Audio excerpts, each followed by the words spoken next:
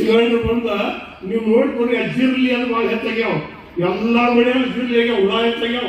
ಆ ಹುಳ ನೋಡಿ ಅವು ಹೊಡೆಗೆ ಎಣ್ಣೆ ತರ್ಬೇಕು, ನಾವು ಹೊಡೆಗೆ ಎಣ್ಣೆ ತರ್ಬೇಕು.